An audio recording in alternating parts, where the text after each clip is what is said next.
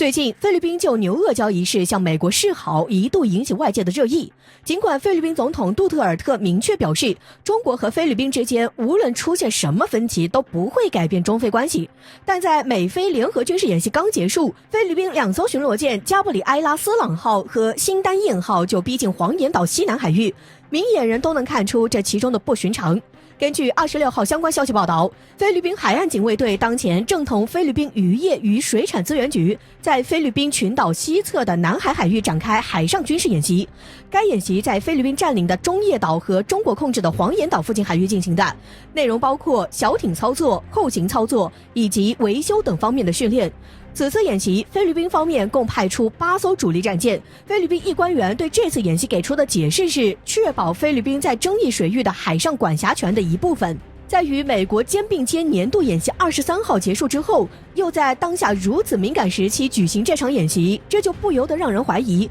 菲律宾是不是又想重演坐滩霸礁的把戏了。要知道，从报道中得知，菲律宾2艘军舰先后进入黄岩岛西南海域，均在那里停泊下来，并且位置至今都没有发生变化。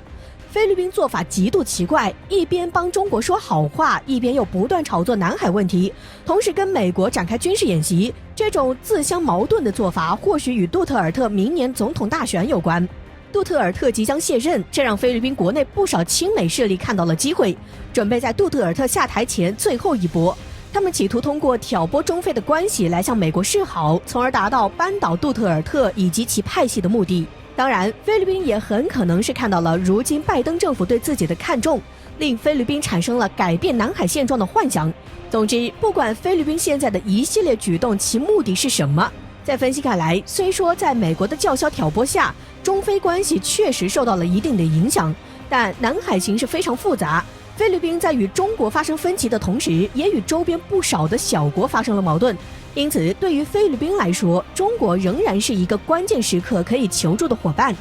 中国和菲律宾又不是什么生死大敌，所以在一定程度上，菲律宾是不会完全背弃中国的。别看菲律宾接连就牛轭礁事件说事儿，但每次上升的势头最终都被杜特尔特压下去了。可见菲律宾在相关问题上是清醒的，只要该国不当美国的炮灰，那么中国和菲律宾的关系就不会发生改变。对此也难怪我国人根本不担心菲律宾近期的频繁举动，想来是早就明白菲律宾掀不起什么大浪。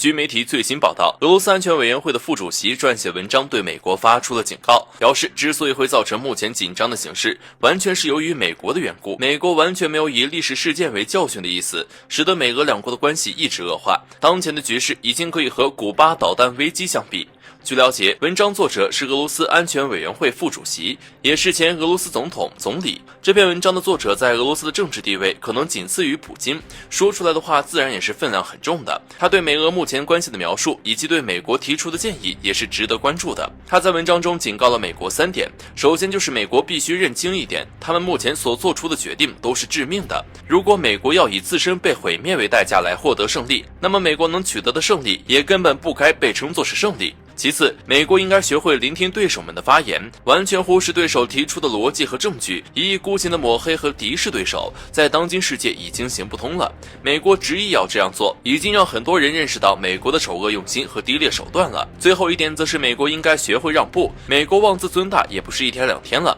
想要什么就去抢去夺，在这个世界上称王称霸。然而，美国也是时候睁开眼睛看一看了，当今的世界已经不是美国想怎样就怎样的了，在某些方面，美国应该学会让步。而在这篇文章中，俄罗斯安全委员会副主席的用词也很激烈，他提到了冷战和古巴导弹危机这2个历史上曾有过的事件，对目前的局势则用了灾难性后果和战争的深渊这样的描绘，可见当前美国和俄罗斯的关系已经多么恶劣了。专家就有分析称，冷战有一个特点，那就是对抗。当下的局面，美国和俄罗斯如果说是将重新陷入冷战中，都还算是轻的，实际上真正的战争已经一触即发了。在美国领导之北约将重兵部署在俄罗斯边境之后，这种可能性已经非常大了。俄罗斯或许还会谨慎考虑战争的坏处，没有想要与美国完全正面对抗的意思。但是看着美国近些日子的一系列举动，不仅是部署重兵，美国还领着许多西方国家对俄罗斯发起了外交战，只要是和俄罗斯有矛盾的，美国都支持。到底会不会和俄罗斯发起真正的战争，确实是一个未知数。俄罗斯高官提出的3点警告确实都是有道理的，如果美国听得进去，美俄关系缓解也是有可能的。但是一贯霸道的美国能听得进去吗？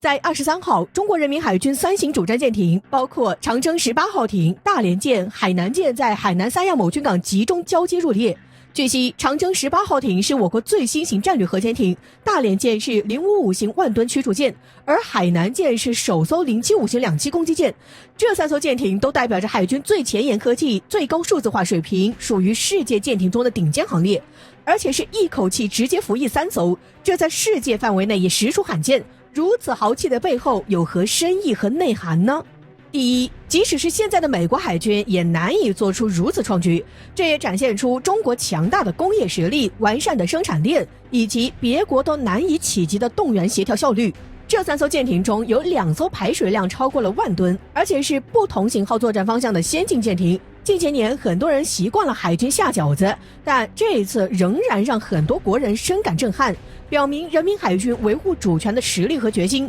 第二，这是在南海局势升温下，中国对外给出了最好的回应。有些国家还沉浸在往日荣光中，或者对中国逐渐增长的实力熟视无睹。例如日本、澳大利亚、英法德、菲律宾等国最近上蹿下跳，不断挑战中国底线。日本和澳大利亚都对台海、南海局势做出了表态，叫嚣一旦有军事冲突将介入。而法国、英国、德国也不远万里公开表示要派军舰到印太地区维护秩序。此外，菲律宾甚至也频频喊话在南海搅局，而这些背后都来源于美国的鼓动和怂恿，说是8国联军在线也不为过。这一次中国展现实力，就是在警告他们，现在的中国不再是以前的中国，不鸣则已，一鸣惊人。第三，警告对岸不要玩火，并展示中国维护主权的实力和意志。这3艘舰艇都是交付南海舰队，加强了夺岛能力，未来该舰队将是祖国统一的关键环节，这给对岸也造成了极大的震慑力，